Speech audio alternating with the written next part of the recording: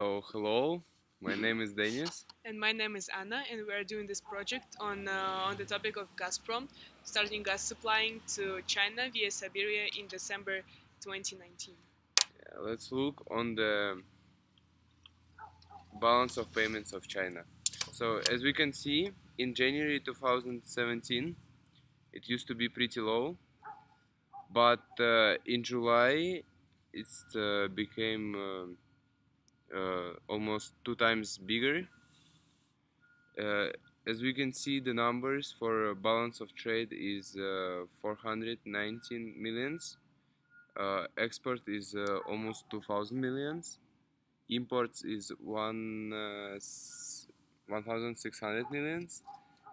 Current account is 500 millions, and current account to GDP is 1.8 millions.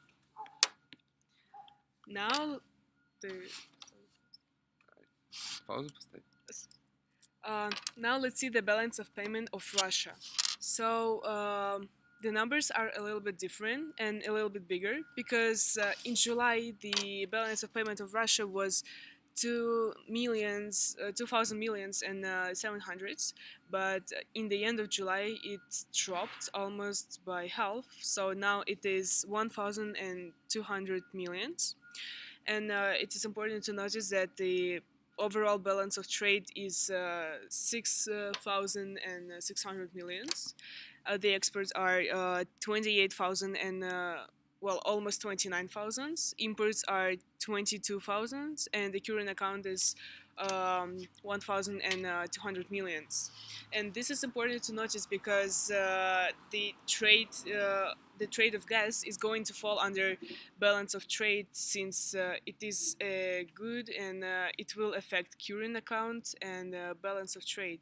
So the overall situation will be like this: the imports of China will significantly increase, um, but the exports of Russia will increase too. Therefore, since China pays for this gas, the current account of Russia will increase as well. Okay, now let's look at the exchange rate for Chinese yuan. As we can see, the supply will increase. This will happen because um, they will need to buy rubles, so they'll pay with yuan for the rubles. To actually like pay for gas. Yes, we can see that the quantity supply will increase and the price will decrease. That will create devaluation, depreciation of currency, of yuan currency.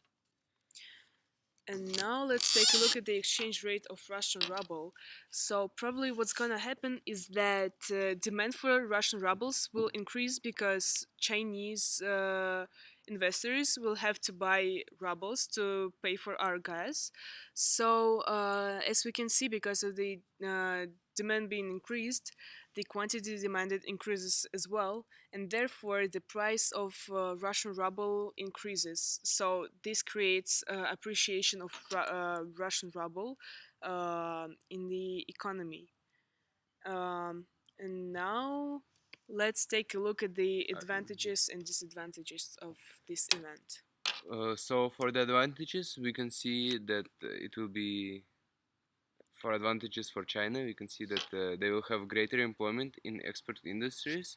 What this means is why this will happen is because the currency will become weaker and it will be cheaper to produce some goods in China.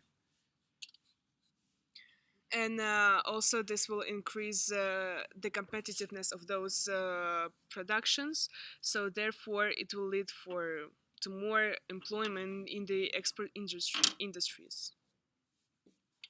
The low exchange rate will make imports more expensive than they were.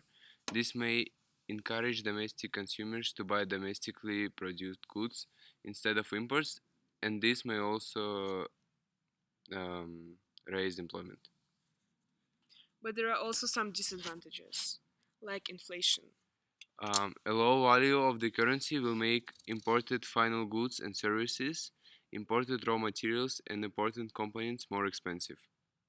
The raw materials and components are needed by firms, and our cost of production that will rise, possibly leading to the higher prices in the economy. The final goods and services will have higher prices. Thus, there is a serious likelihood of inflation. And now let's take a look at the advantages of this event to Russian economy. So the first advantage is downward pressure on inflation. That means that the inflation is going to decrease. So actually, if the value of the exchange rate is high, then the price of finished like import goods will be relatively low. And so in addition, the price of improved raw materials and components will reduce the cost of production for the firms, so they can produce more at the same price. And this also lowers price for consumers as well. And the lower prices of imported goods also puts pressure on domestic producers to be also more competitive and to keep the prices low, so they can product at a lower cost. The second advantage is that more imports can be actually bought. So if the value of the exchange rate is high, then each unit of the currency will buy more foreign currencies. So we can trade with the other countries for and get more foreign currencies and buy more foreign goods. And this would include both like visible imports such as technologies, for example, and invisible imports such as foreign travel. Um, yes, and I think the third advantage is that a high value of a currency forces domestic producers to improve their efficiency. As I actually mentioned this before, so the high exchange rate will threaten their international competitiveness. So they will be forced to lower costs and become more efficient in order to maintain competitiveness. While this might result in the laying off of the workers, which are the next disadvantage that I'm going to talk about, there are other means of increasing efficiency that will result in greater economic productivity for the country. So, as I just said, there are two main disadvantages of this.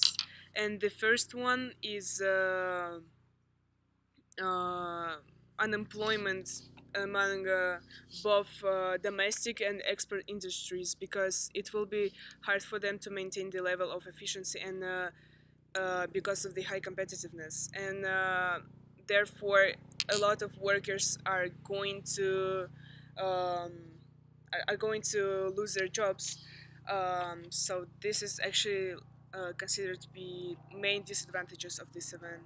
But if we want to see like the overall consequences, I think both countries are going to be better off of this deal, because uh, we supply relatively cheap gas because they buy it in huge amounts, and China pay less and get cheaper gas and can supply this gas to their citizens. So I think that's a great deal, and both countries gain mostly advantages. And we're really interested in your opinion about the situations. So please reply as quick as possible. Thank Thank you very you. much. Goodbye.